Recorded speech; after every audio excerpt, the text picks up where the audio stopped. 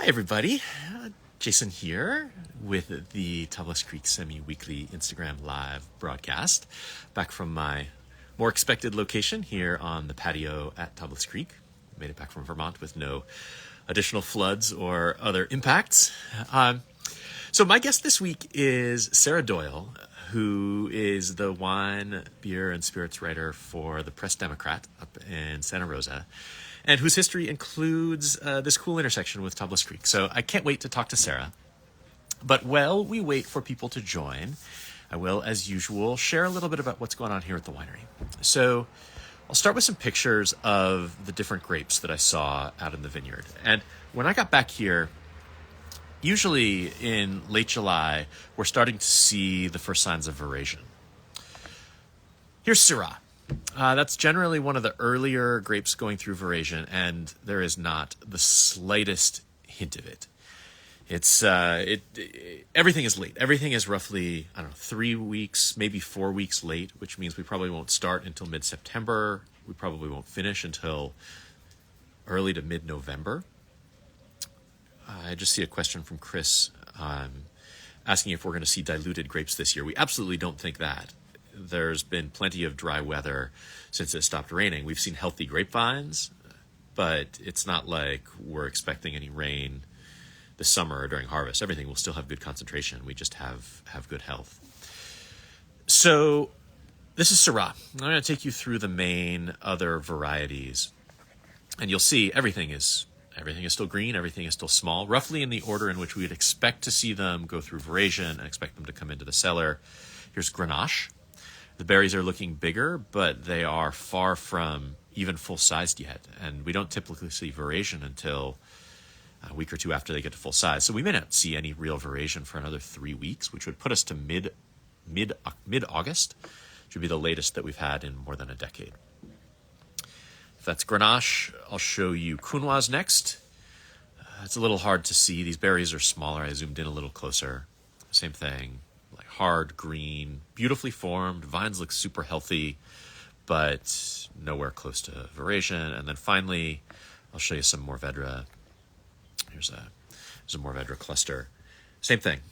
We still got a long way to go, but the vines look super healthy. Everything is looking good.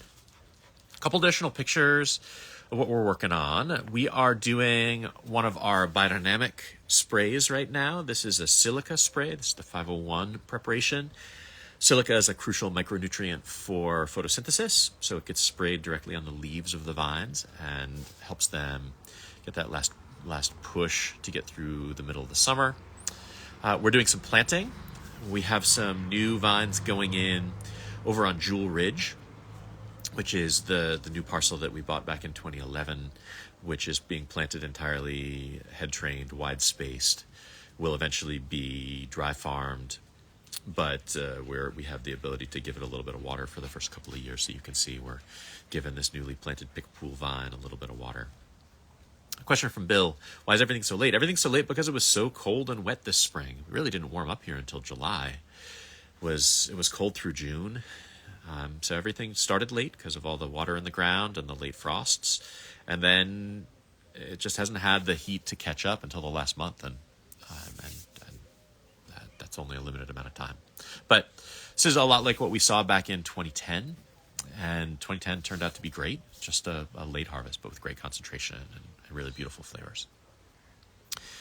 In the cellar, we are working on blending because we're going to be bottling in a couple of weeks. We're taking down all the barrels that have been aging, and we're going to be reblending. This has been blended and aging in barrel, but it's been aging in smaller formats. So this is a Spree and Panoply from 2021, which I'm super excited about. So those will go into bottle week after next.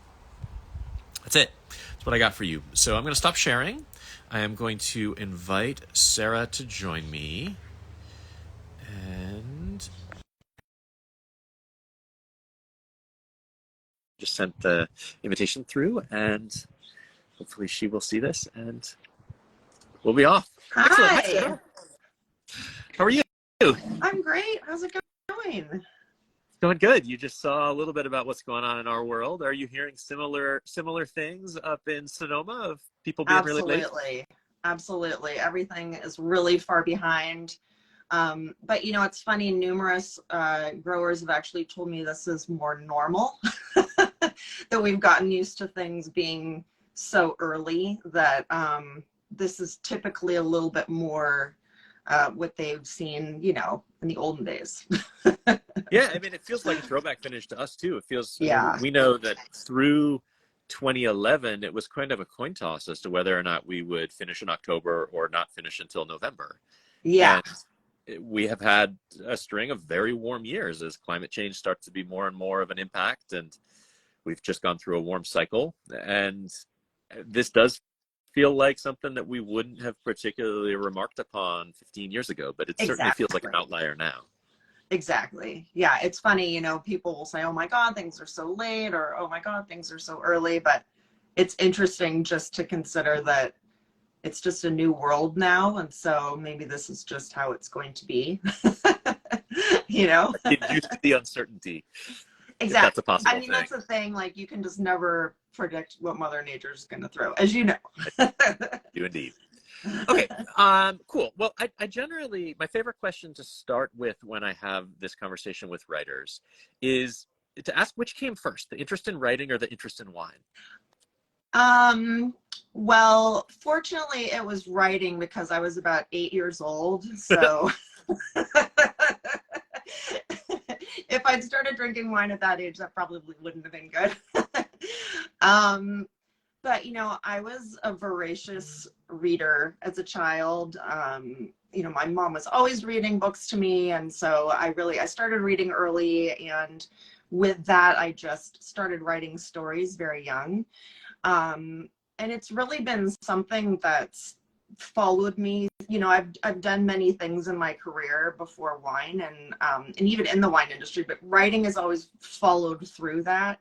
And so, yeah, and then wine came probably, a couple years after college. What was wine like on your family table growing up? No, no, definitely not. My parents appreciate food and wine, and but it really wasn't. I mean, my mom's side of the family is Jewish, so food is always a huge part of what we do. But over there it was like Manischewitz or so we definitely appreciate tastes and flavors and things. But yeah, wine really just wasn't a part of that. So how did you get interested in wine? Do you have a wine that you remember that's kind of like you sort of realized, oh, this is more than just a beverage. This is something beyond that. Yeah, I was in my early 20s. I was living in Boston, which is where I went to school, and the first time. And my friend, she was Indian, and she had a Gewurtztraminer, and I thought the name was the silliest thing that I'd ever heard. I was like 22 or something. And we were at an Indian restaurant, and she brought the wine. And unbeknownst to me, she had actually started doing some writing for Wine Spectator, even though we were still really young.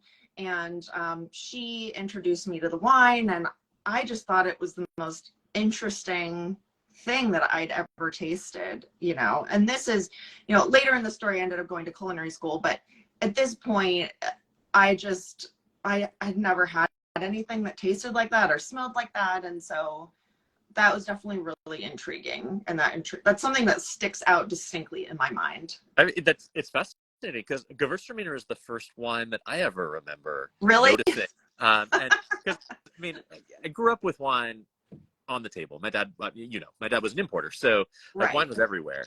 But Yeah.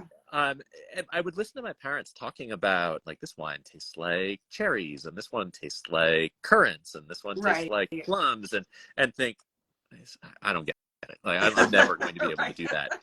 But one of the wineries that he represented was Domaine Weinbach from Alsace, and they have Right. beautiful Gewürztraminers.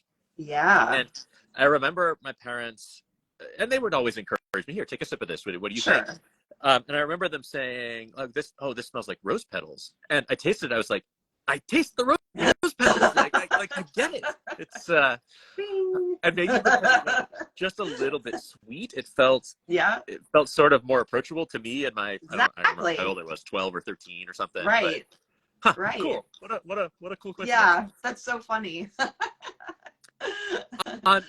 So you mentioned that you were in Boston and you studied classical music, right? Clarinet. I did. Yeah, that was my first life. All through high school, I thought I wanted to be a classical musician, and so I ended up going to New England Conservatory and studying there for a couple years, loving Boston, and meeting my future ex-husband.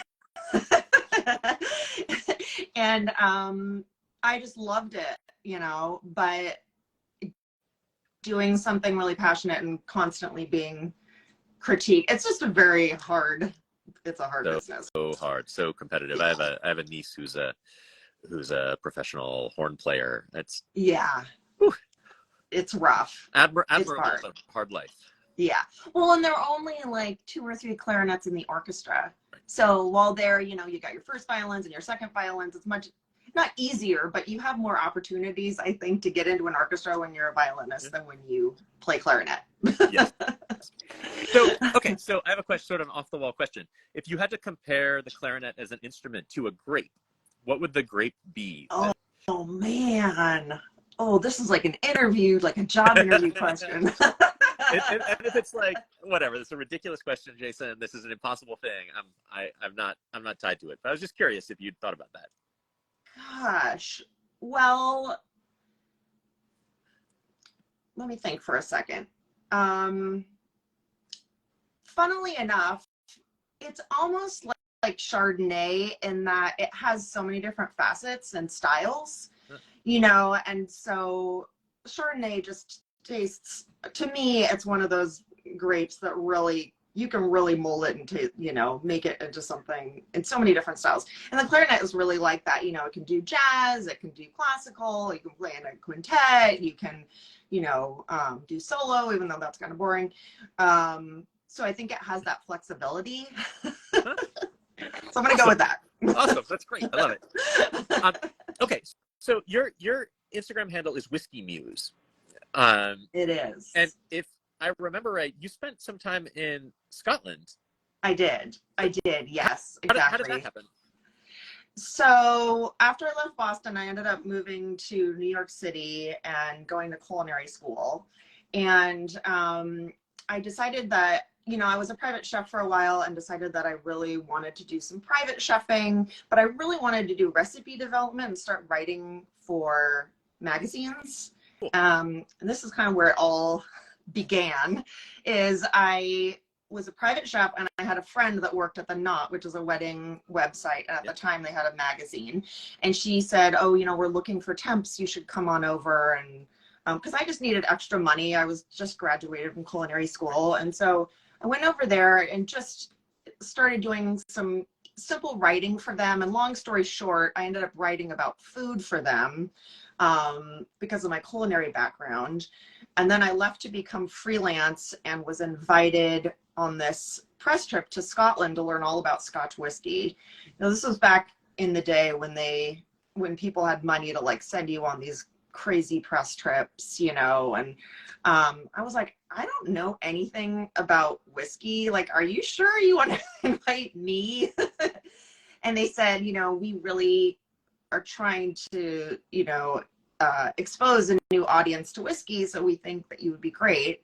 So I went there and was just completely blown away by the whole process. It was the whole romance of it. And, you're just in this really old place, and whiskey is just such an integral part of the country's history. And so long story short, I started writing about whiskey. And for that trip, I think I wrote for the Boston Globe, actually, a story all about whiskey and Scotch specifically. And that just sort of has followed me. I've always had a passion for it. So I ended up moving there for a year and living on Isla and writing about whiskey. And it was pretty cool. Is that connection between like the beverage and the history and the place. Is that one of the things that you find interesting about wine as well? Yes, absolutely. Absolutely. Very, very similar.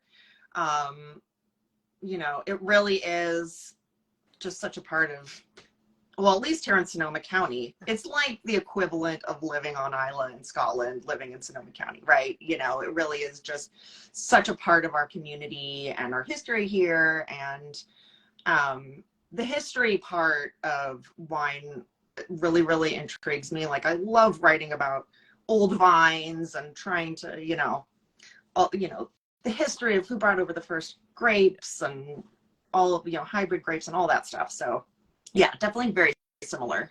Yeah.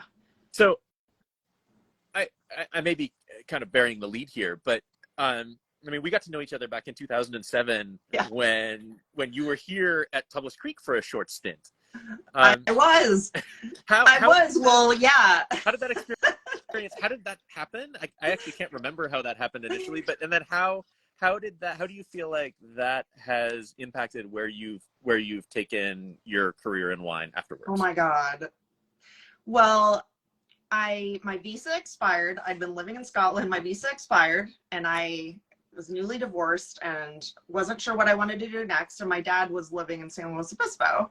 So he said, why don't you, my dad and I are close. He's like, why don't you just move here and like kind of figure out your next move? And so I was still freelance writing, food and whiskey and spirits, cocktails, that kind of thing. And my friend took me on, he was a wine club member at Tablas Creek, and he took me on a tasting there. And I mean, I'm not just saying this because you're here, but I was literally blown away. Like I'd never heard of Mourvedre. I'd never heard of, a lot of the Rhone varietals. And we went on the tour, which was just so cool, and saw the grafting. And I was just like, I loved it. It was very similar to the Scotch whiskey experience, and that I was, just really intrigued. I'm a very curious person, so I just, I loved learning all about the different facets and everything. So anywho, I was like, man, this would be a cool place for a part-time job, as a writer, get a part-time job. And sure enough, you guys were hiring in the tasting room. And so I got a job in the tasting room. And and that was the beginning. That was my first job in the wine industry. And then from there, I started doing marketing in the wine industry because my writing background, PR, and then, I can take this on a whole, I'll let you. So, I mean, you have done, obviously you did that sort of sales piece. You've done lots of writing, PR pieces, but you've also done at least a couple of harvests, right? I have, yeah. Hands-on cellar. Those are pretty intense. Like, do you feel like having done that sort of changed the way or changes the way you think about and write about wine? Oh, 100%, 100%. And I also ended up going to Allen Hancock College and taking some classes in enology and viticulture and, lab analysis. And because I really started to think about maybe starting to make wine.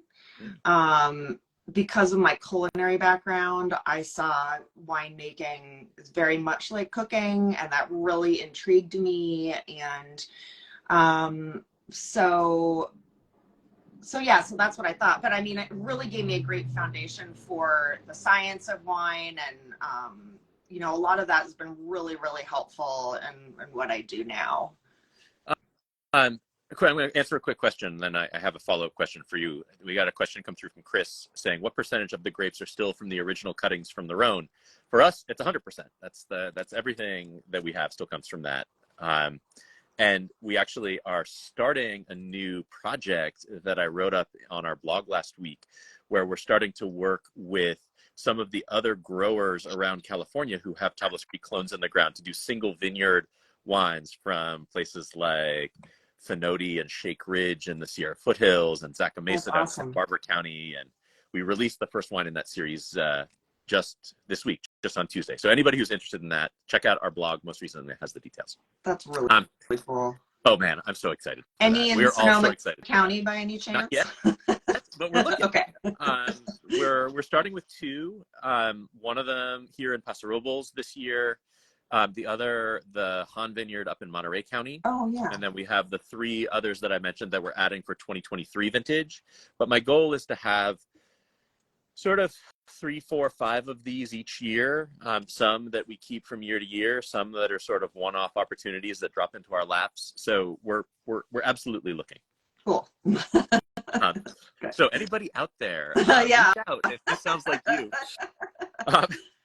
So your main role now is as wine reporter for the Press Democrat up in Santa Rosa. Yeah. How did that come about? Let's see. Well, I moved up to Sonoma County in 2012, and I was working at different places doing writing, and some of them in the wine industry. And my last job before this one was at Jackson Family Wines, and so I was doing internal communications, and I just really started missing writing the nerdy parts of wine. Like Jackson Family Wines is a great company, but just what I was doing just wasn't fulfilling. So I left to go back to freelance writing. And I ended up meeting Heather Irwin, who's one of our food writers. And she was like, we're looking to expand our wine team. Why don't you just send me if you're interested, why don't you send me your resume? And I was like, oh my God, that would be pretty cool. Long story short, I got the job and it's just been the coolest job I've ever had. I love it. Yeah. Amazing. I love it. So for people who haven't read all of your haven't read at least all of your columns, do you have a column or 2, a story or 2 that people should start with, or that have been particular favorites for you? Oh gosh. Wow. Well, recently I did a story on hybrid grapes, which I find really, really fascinating. And just the science behind all, how they came to be, and that how most of the grapes in the wild aren't actually wild, they're actually hybrids. And how all that works with, wild vines, they can't self-pollinate, and so they have to look, so that one was very recently that I think is really cool. But just in general, like, I just love writing about people and their personal, I love hearing their stories, and, across the board, from like farm workers to new winemakers, old winemakers, just everyone. It's, that's really what inspires me, those stories. That's sort of a segue into the next thing I wanted to ask. How do you come up with the stories to write? Do you have a process? Oh my God, I have so many ideas. It's just like everything's an idea. Everything. It's a matter of like trying to figure out where to fit them all in. But I go out a lot, and I'm always at events talking to people, and so I really do think that you need to get out there and like talk to people, and then they'll hint, they'll just mention something casually, like, oh my, great grandfather was the first to plant grapes in Sonoma County or whatever. You're like, really? I can see a story here. Yeah, exactly. But then there's also, just those important stories that we have to tell that are affecting the wine industry. And, we're pretty limited with the amount of people that we have to cover wine. There's me, and there's also another wine writer, Peg Melnick.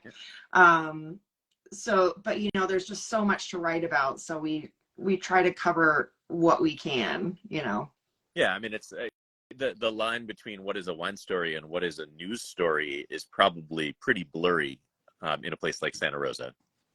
Yeah, I mean, fortunately, we have some business writers that can do the business, like the hard-hitting business side of wine.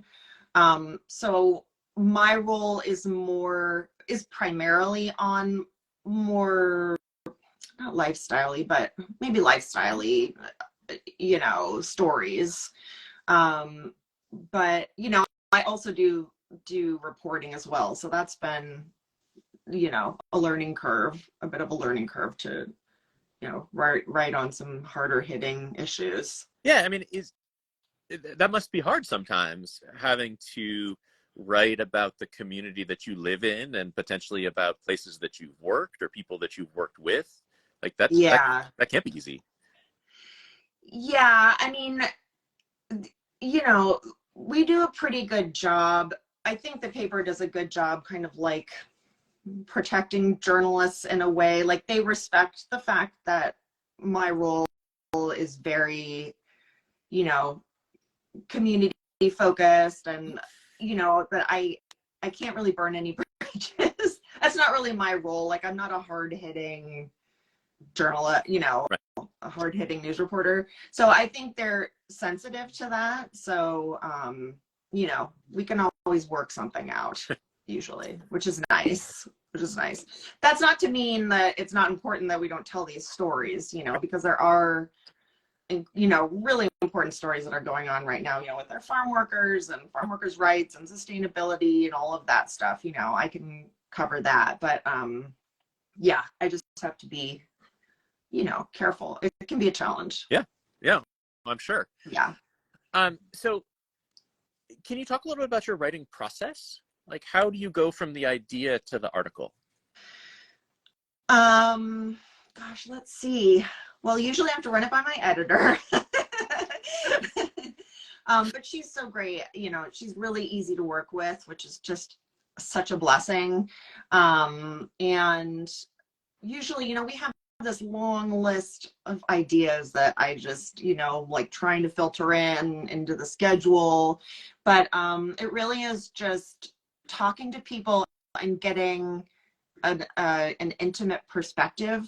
So, for example, right now I'm writing a story about the Sonoma County wine growers. They have a leadership academy, which is, farm workers, a group of farm workers where they give them training to, help them further their career. And they recently went to Washington, D.C. to go to the White House and meet with Congressman Mike Thompson and Nancy Pelosi and all this cool stuff, which is a neat story. But I'm trying to get an insider perspective from one of the vineyard workers, and just tell it from like a personal perspective. So I think that really pulls writers in more if I can have like a personal anecdote.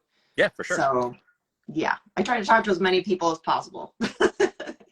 And when you're writing, once you have the sources and all the pieces, are you somebody who just sort of sits down and bangs out the entire column? Or are you someone who works in pieces and rearranges? How do you? Oh yeah, I'm the piece person. For better or worse, I'm a perfectionist, and so that can be a challenge, because I feel like a lot of people that went to journalism school, they're just trained to like bang stuff out, where I come from it from a different direction, and so I'm like, yes, but the story, you just want to like. So yeah, and then you find things out along the way. Yeah. Yeah, I always feel, I mean, you do obviously way more serious writing than I do, but in the writing that I do, try to write a blog every week or so, like the occasional times where the whole thing sort of leaps fully formed into a piece. It's like the sun comes out from behind the clouds and Yeah. and it's amazing, but it is not. Yeah. Usually much more of a like iterative process where I'll get pieces of it and realize that I need to come at it from a different angle and rearrange it, write it, and all of that. I mean, the best for me is when you're interviewing someone really interesting and they give you these amazing quotes, and then I feel like the piece just writes itself. Like we had the winner of the North Coast Wine Challenge this year was Duffy Winery, and the winemaker there was just, it's just him and his wife. It's a tiny little thing. They won the whole competition. Their Pinot Noir did, but it's just them, and it was just such a great story, like they could make a movie out of it. and he just gave great quotes. And so it was just such a pleasure to tell those kinds of stories, Yeah. Yeah. Okay. So what other things are you working on? Do you have any longer term projects or bigger things that you can share? Let's see. Well, harvest is nearly upon us. And so that's always, for wine writer, like you always want to be the first one to write the first pick is here, which is a challenge, because you really have to like be in contact with so many different growers. And, Bill Swindell, who, left the paper, he moved, but he used to be he used to write a lot about that. And so now it's up to me and Peg to really keep on top of things. So is there version anywhere? Is anything happening? It's just everything is so slow right now. Like you said, that we're still kind of waiting for things to happen. But in terms of more long-term projects, no, I'm just really, there's so much going on all the time. So it's really just about trying to do the best job that I can right now. There's a lot of pressure. It's a very visual role. You're out there a lot. Your name's out there a lot. Yeah. And you just, don't want to make mistakes. Of course, it's going to happen sometimes, but, that's definitely been a change for sure. Yeah, I'm sure. And I mean, coming from most recently from the winery side, the marketing, the Jackson family winery side, where I have to imagine the projects are much slower moving, big but slower moving, yes, compared to actually being a reporter of exactly. Of things sometimes can break between certainly 1 week and the next, and often even with a quicker timeline than that. Well, that's the thing. Like the newspaper, it always prints on time, hopefully, and so you can only be as late on your deadline as you can, right? And then the paper's printing, and so you really can't be a procrastinator, So that's definitely been. And then if some breaking news happens, then wine-related news happens, then you got to like fit that in, and so that really. That's definitely been a learning curve for me, because we have set stories that we write each week. We switch off for, the Sunday paper and the Wednesday paper. But, say there's like a competition and I also cover beer and spirits too. So I got to cover the Pliny the Younger release this year. So that was exciting.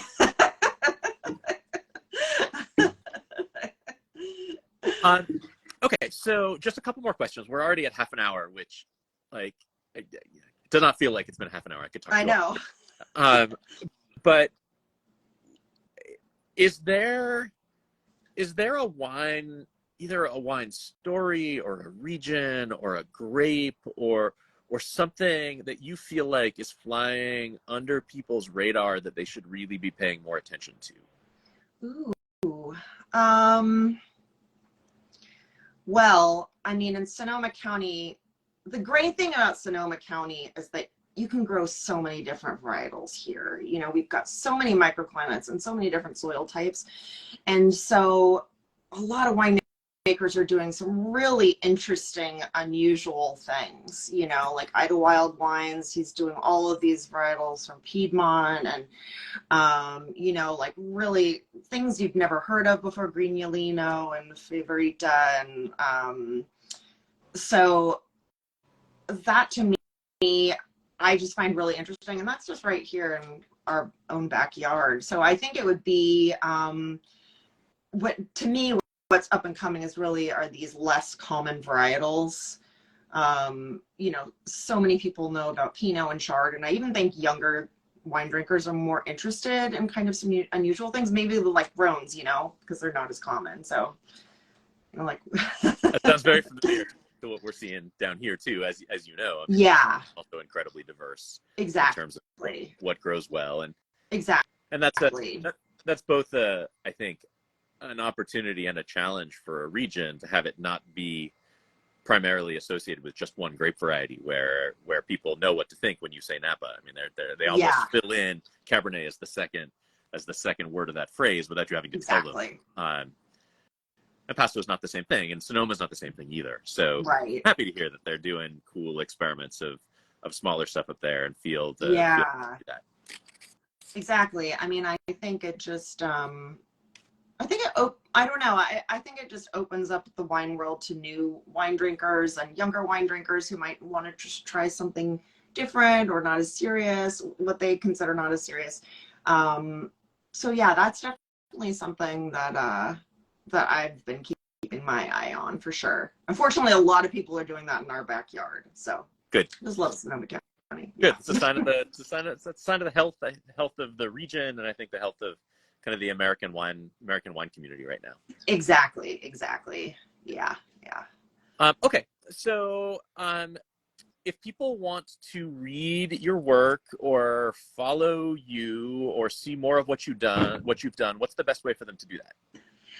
Definitely go to pressdemocrat.com. You can follow me on Instagram at Whiskey Muse. That's whiskey without an E, the Scottish way. Sometimes I'm on Twitter, but only if I have to be. And those are the oh, and also on Sonoma Magazine, sonomamag.com. We own Sonoma Magazine, so I'll write some of their wine content as well. Awesome. Yeah. Sarah, thank you so much for taking a Wednesday afternoon to sit down and talk. Thanks so much for having me. It's really neat because it really is coming full circle for me. So I really appreciate it. So much fun.